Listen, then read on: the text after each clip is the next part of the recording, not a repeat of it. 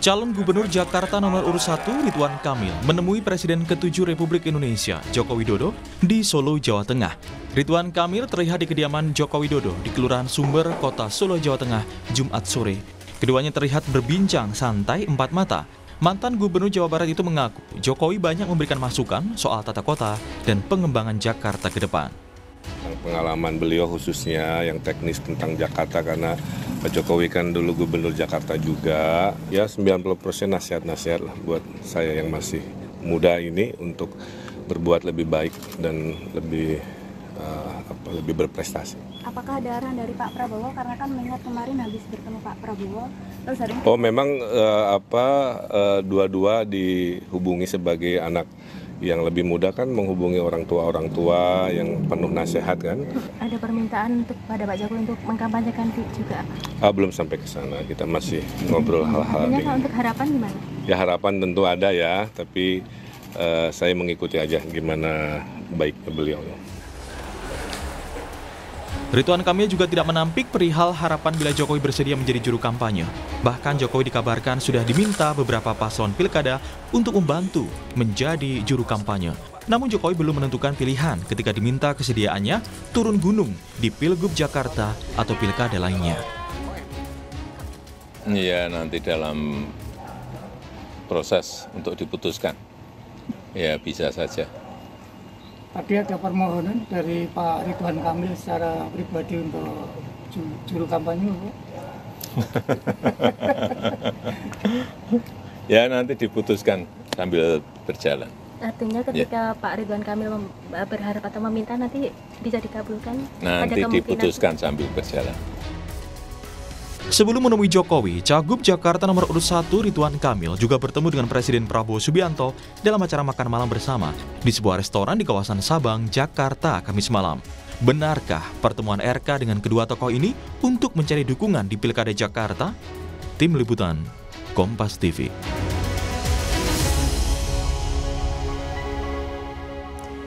Saudara, calon Gubernur Jakarta nomor urut 1 Ridwan Kamil bertemu dengan Presiden Prabowo Subianto dan Presiden ke-7 RI Joko Widodo. Pertemuan ini, saudara, dilakukan jelang pencoblosan pada Pilkada 27 November mendatang. Hal ini menimbulkan pertanyaan, benarkah RK meminta dukungan pada kedua tokoh itu? Dan benarkah ini bentuk kepanikan Ridwan Kamil? Pagi ini kita akan bahas dengan Direktur Eksekutif Lingkar Madani, Ray Rangkuti. Selamat pagi, Pak Ray. Pagi. Pak Ray, komentar Anda soal pertemuan mereka seperti apa? Tadi di dalam pengantar itu seperti seperti pertanyaannya, apakah ini benar demi kepentingan menaikkan elektabilitas Ridwan Kamil dan sebagainya itu? Saya kira jawaban yang tersedia dari pertemuan itu tidak lain dan tidak bukannya memang tujuan paling utama di dalam pertemuan itu adalah bagaimana mengeratkan hubungan Ridwan Kamil dengan dua tokoh ini. Satu Pak Jokowi dan yang kedua adalah Pak Prabowo. Nah, kenapa gitu? Karena saya kira salah satu faktor yang paling utama mengapa Pak Ridwan Kamil sekarang seperti mendulang ya suara dari dua tokoh ini adalah karena kelihatan elektabilitas beliau itu relatif stagnan di Jakarta akhir-akhir ini. Padahal tinggal 2 minggu lagi ya menjelang pencoblosan, tentu sangat berisiko kalau ada stagnasi yang elektabilitas dari Ridwan Kamil menuju hari pencoblosan Pilkada Jakarta. Oleh karena itu, ya beliau membutuhkan semacam support baru, semacam dulangan suara baru dari dua tokoh ini. Gitu. Nah, pertanyaannya mungkin adalah apakah akan efektif pertemuan Pak Prabowo dengan Ridwan Kamil itu akan memberi efek suara kepada Ridwan Kamil? Dari dua tokoh yang ditemui oleh beliau itu saya kira Pak Prabowo lumayan akan memberi efek elektoral kepada Ridwan Kamil. Karena seperti kita ketahui Pak Prabowo cukup memiliki basis ya di Jakarta itu. Dan kemarin di Pilpres misalnya Pak Prabowo juga memenangkan suara di Jakarta. Karena memang Pak Prabowo lebih mendapatkan ya atau lebih diterima oleh masyarakat Jakarta tentu dibanding dengan Pak Jokowi. Meskipun begitu, tetap ada suara Pak Jokowi mungkin yang ada di Jakarta yang sedang menunggu apakah mereka akan menjatuhkan pilihan mereka kepada Ridwan Kamil atau kepada siapa gitu. Nah dalam dua konteks inilah saya kira ya pertemuan Pak Ridwan Kamil dengan Prabowo, pertemuan Pak Ridwan Kamil dengan Jokowi itu dilakukan. Oke, tadi kalau dikatakan cenderung elektabilitasnya stagnan, berarti penegasan Pak Rey, betulkah ini dalam rangka RK meminta dukungan pada kedua tokoh?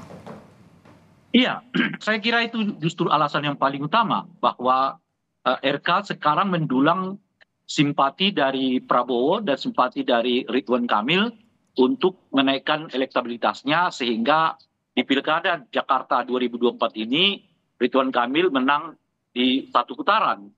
Sebab kalau sampai nanti 2 putaran, saya kira posisi Ridwan Kamil juga akan makin sulit ya.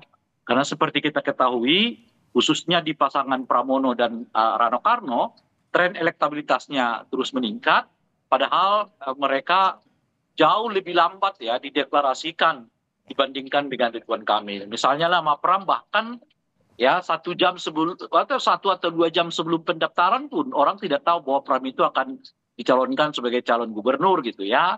Begitu juga dengan Rano Karno, hampir tidak diduga ya bahwa Rano Karno itu akan dicalonkan sebagai calon wakil gubernur di Jakarta.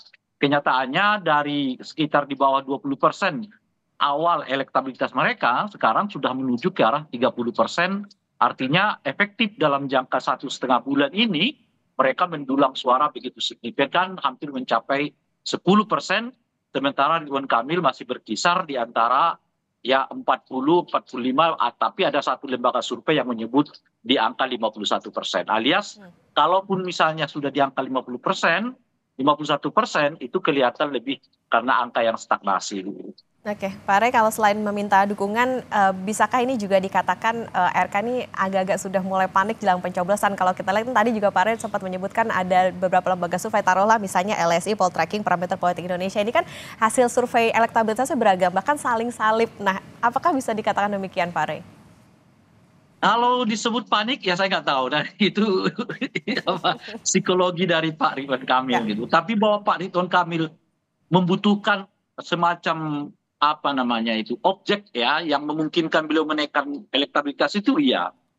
Yang saya sebutkan tadi kalau masih berkutat pada objek yang sama, ceruk pemilih yang sama, ya itu akan kesulitan bagi Ridwan Kamil untuk mendapatkan suara di atas 50+1 ya, sebagai suara paling minimal untuk 1 putaran di Jakarta gitu.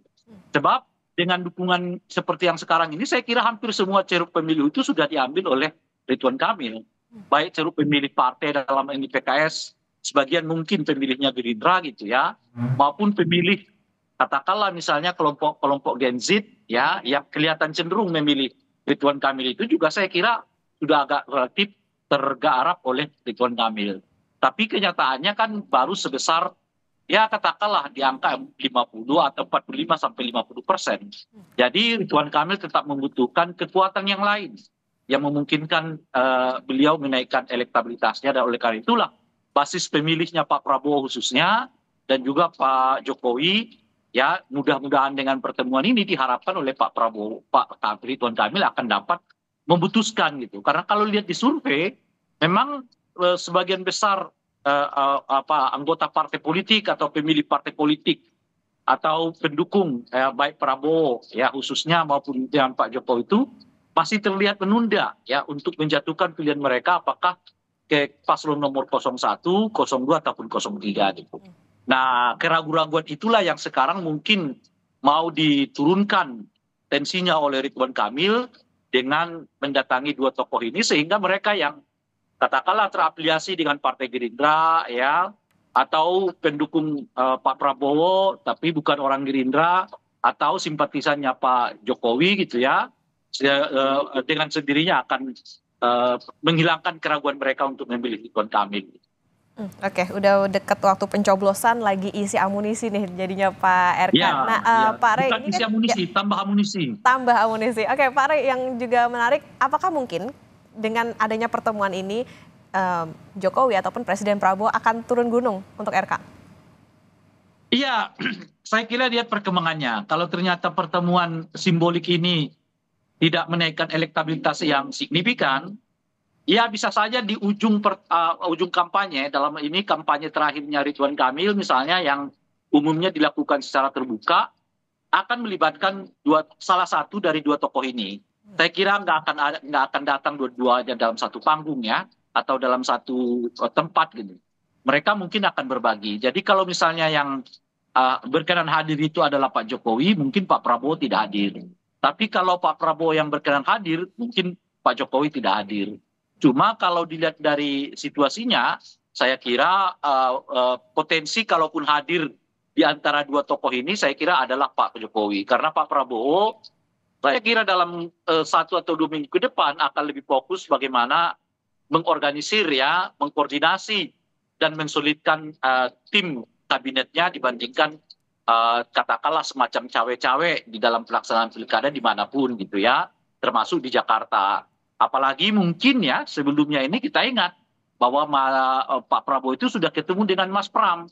Meskipun dalilnya adalah urusan partai karena saat itu ya Mas Pram bertemu dengan Pak Prabowo itu dalam rangka membawa pesan Ibu Megawati kepada Pak Prabowo. Tetapi pertemuan itu pun sedikit banyak berimplikasi kepada Citra Pramono yang dilihat mungkin ya tidak memiliki persoalan pribadi atau tidak memiliki ketegangan politik antara Pak Prabowo dengan Mas Pram gitu.